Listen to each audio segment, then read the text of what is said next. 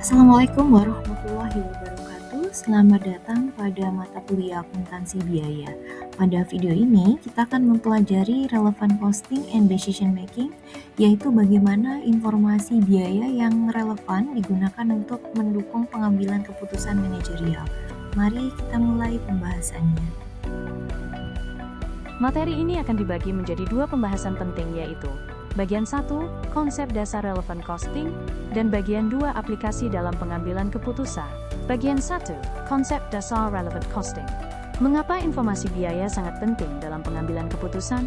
Setiap hari, manajer dihadapkan pada berbagai pilihan, seperti menerima atau menolak pesanan khusus, membuat sendiri atau membeli komponen, hingga melanjutkan atau menghentikan lini produk. Namun, tidak semua biaya yang tercatat dalam laporan akuntansi relevan untuk setiap keputusan. Oleh karena itu, manajer harus mampu membedakan biaya yang benar-benar memengaruhi keputusan dengan biaya yang sudah terjadi dan tidak dapat diubah lagi.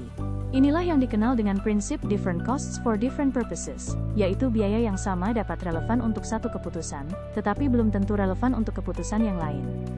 Biaya relevan. Relevant cost adalah biaya masa depan yang berbeda nilainya di antara alternatif keputusan yang sedang dipertimbangkan, sehingga relevan untuk dipertimbangkan dalam pengambilan keputusan. Suatu biaya disebut sebagai biaya relevan apabila memenuhi dua kriteria secara bersamaan.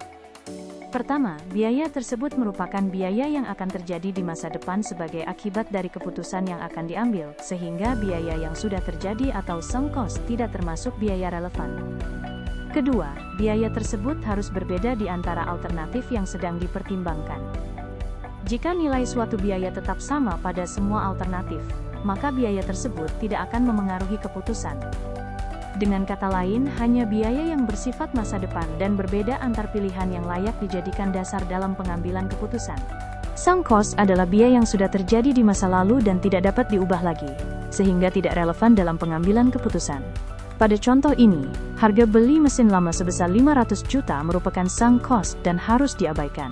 Yang perlu dipertimbangkan adalah nilai jual mesin lama serta biaya pembelian mesin baru, karena kedua nilai tersebut akan memengaruhi keputusan di masa depan.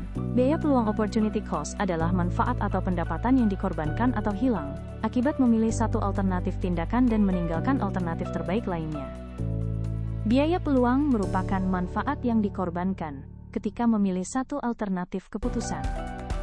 Misalnya, penggunaan ruang pabrik untuk pesanan khusus menyebabkan hilangnya margin kontribusi dari produk reguler. Seorang manajer yang fokus pada satu proyek juga kehilangan kesempatan memperoleh laba dari proyek lain. Begitu pula, dana yang digunakan membeli mesin baru menghilangkan peluang memperoleh imbal hasil dari investasi alternatif. Inilah yang disebut sebagai opportunity cost. Dalam pengambilan keputusan, manajer sering menggunakan konsep biaya diferensial dan analisis inkremental. Biaya diferensial adalah selisih biaya antara dua alternatif keputusan, sedangkan pendapatan diferensial adalah selisih pendapatan yang dihasilkan oleh kedua alternatif tersebut.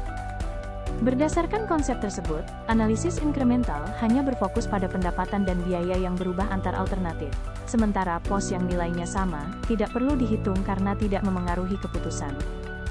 Pada contoh ini, baik pendekatan total cost maupun pendekatan inkremental menghasilkan kesimpulan yang sama, yaitu, laba meningkat sebesar 15 juta, jika perusahaan memilih mengganti alternatif tersebut. Perbedaannya, analisis inkremental jauh lebih sederhana, lebih cepat, dan lebih mudah digunakan dalam pengambilan keputusan. Ingat, dalam analisis inkremental kita tidak menghitung semua biaya, tetapi hanya menghitung selisih pendapatan dan biaya yang berubah akibat suatu keputusan. Sebelum melanjutkan ke berbagai aplikasi pengambilan keputusan, mari kita ringkas kembali 4 konsep biaya yang telah dipelajari. Biaya relevan merupakan biaya yang akan terjadi di masa depan dan berbeda di antara alternatif keputusan. Sebaliknya, sunk cost adalah biaya masa lalu yang sudah terjadi sehingga selalu diabaikan dalam pengambilan keputusan. Biaya peluang atau opportunity cost merupakan manfaat yang dikorbankan ketika memilih satu alternatif, sehingga tidak tercatat dalam laporan akuntansi. Sementara ITU, biaya diferensial adalah selisih biaya atau pendapatan di antara alternatif yang dibandingkan. Dengan memahami perbedaan keempat konsep ini, manajer dapat memfokuskan analisis hanya pada informasi yang benar-benar memengaruhi keputusan. Dalam praktek bisnis, keputusan tidak cukup hanya didasarkan pada perhitungan biaya dan manfaat.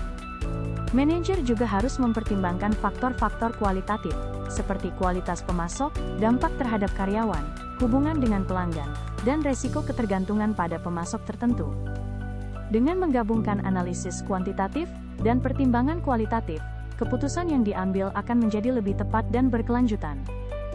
Ingat, angka dapat menunjukkan alternatif yang paling menguntungkan, tetapi faktor kualitatif membantu memastikan bahwa keputusan tersebut juga tepat untuk keberlangsungan perusahaan dalam jangka panjang.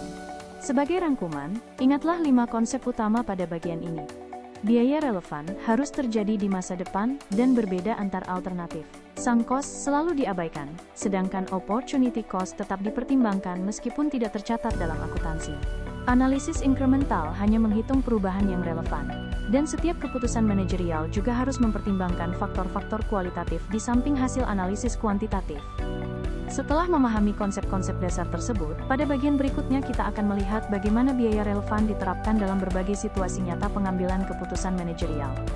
Kita lanjut ke bagian 2. Aplikasi dalam pengambilan keputusan. 6 jenis keputusan taktis. Pesanan khusus. Membuat atau membeli. Melanjutkan atau menghentikan lini produk. Menjual atau memproses lebih lanjut. Sumber daya yang terbatas, dan penggantian aset. Keputusan pesanan khusus dilakukan ketika perusahaan menerima pesanan dengan harga yang berbeda dari harga jual normal. Dalam kondisi ini, perusahaan masih memiliki kapasitas menganggur sebesar 2.000 unit, sehingga pesanan tambahan tidak mengganggu penjualan reguler. Karena biaya tetap tidak berubah, maka biaya tersebut tidak relevan dalam pengambilan keputusan. Yang dibandingkan hanya pendapatan tambahan sebesar 30 juta dengan biaya variabel tambahan sebesar 24 juta. Hasilnya, perusahaan memperoleh tambahan laba sebesar 6 juta, sehingga keputusan yang tepat adalah menerima pesanan khusus. Pada keputusan membuat sendiri atau membeli dari pemasok, perusahaan hanya membandingkan biaya yang relevan, yaitu biaya yang akan berubah akibat keputusan tersebut. Pada contoh ini, biaya bahan baku, tenaga kerja langsung, dan overhead variabel merupakan biaya relevan dengan total 8.500 per unit. Sementara ITU, overhead tetap yang dialokasikan tidak relevan karena tetap harus dikeluarkan meskipun perusahaan membeli dari luar.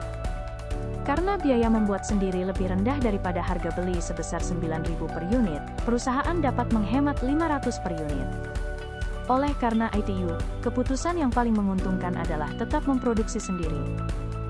Dalam keputusan melanjutkan atau menghentikan lini produk, perusahaan tidak cukup hanya melihat apakah suatu produk untung atau rugi. Yang perlu dianalisis adalah apakah biaya tetap yang dapat dihindari lebih besar daripada margin kontribusi yang akan hilang jika produk dihentikan.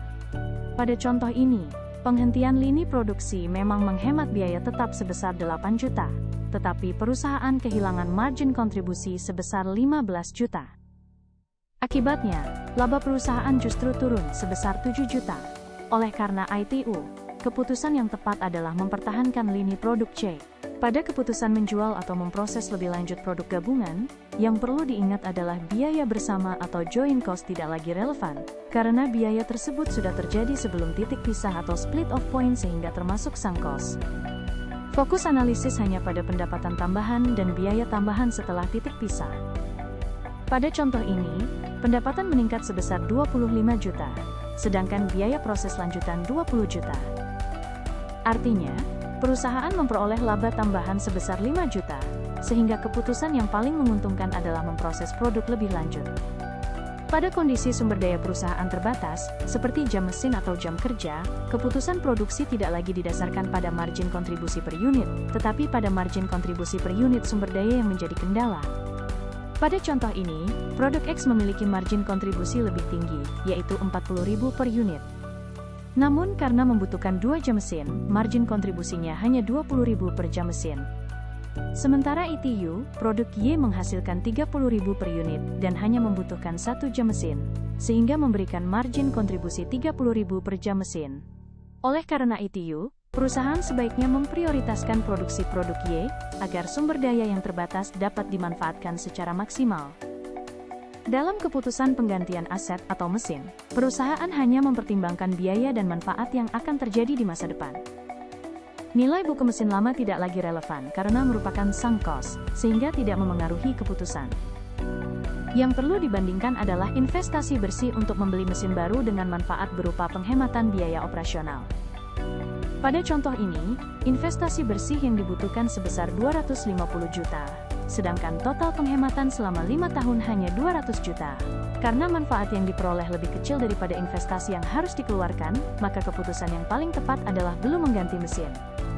Sebelum mengakhiri pembahasan, ada beberapa kesalahan yang sering terjadi dalam analisis biaya relevan. Pertama, menganggap semua biaya tetap dapat dihindari, padahal banyak biaya tetap harus ditanggung, sehingga tidak relevan untuk keputusan. Kedua, menggunakan biaya penuh atau full cost sebagai dasar keputusan pesanan khusus, padahal saat masih ada kapasitas menganggur, yang perlu diperhatikan hanyalah biaya yang benar-benar bertambah. Ketiga, mengabaikan biaya peluang karena tidak tercatat dalam laporan akuntansi, meskipun biaya ini dapat memengaruhi keuntungan perusahaan. Terakhir, ketika sumber daya terbatas, keputusan tidak boleh hanya didasarkan pada margin kontribusi per unit produk, tetapi harus mempertimbangkan margin kontribusi per unit sumber daya yang menjadi kendala. Dengan menghindari 4 jebakan ini, keputusan manajerial akan menjadi lebih tepat dan memberikan nilai tambah bagi perusahaan. Kesimpulannya, pengambilan keputusan jangka pendek selalu berfokus pada biaya yang relevan.